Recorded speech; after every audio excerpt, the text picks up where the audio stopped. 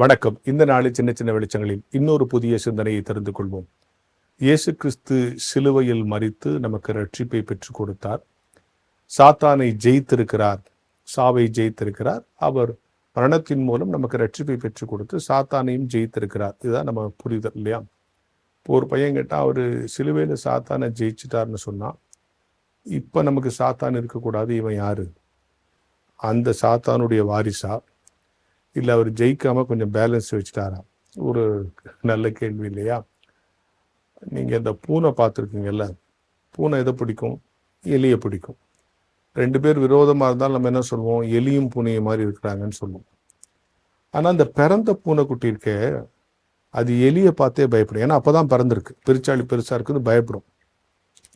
அப்போ என்ன பண்ணுமா? அது பயப்படுமா? அப்போ அது தாய் பூனை பார்க்குமா, என்னடா நம்ம குட்டி பூனை எலியை பிடிக்கவே பயப்படுது, எலியை பிடிக்காட்டி இது பூனையாக இருக்கிறதுக்கே லாய்க்கு இல்லையன்ட்டு அது என்ன பண்ணுமா?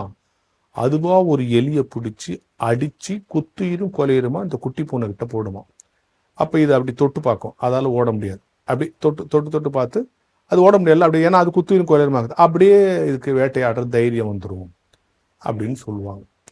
இது போல இயேசு கிறிஸ்து சாத்தானை ஜெயிச்சிட்டார் தான்.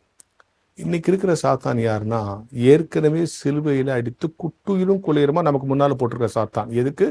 நமக்கும் சாத்தானை ஜெயிக்கிற அனுபவம் வரணுங்கிறதுக்காக. ஆக இனிமேல் உங்களுக்கு சாத்தான் வந்து அவன்கிட்ட சொல்லுங்க, நீ ஏற்கனவே சிலுவையில் உன்னை குத்துயிருமா குளிருமா அரைஞ்சிட்டார், அவர் உன்னை ஜெயிச்சிட்டார். அது இப்போ வந்து நானும் உன்னை ஜெயிக்கிற அனுபவம் வரணுன்றதுக்காக எனக்கு முன்னால் போட்டிருக்காரு.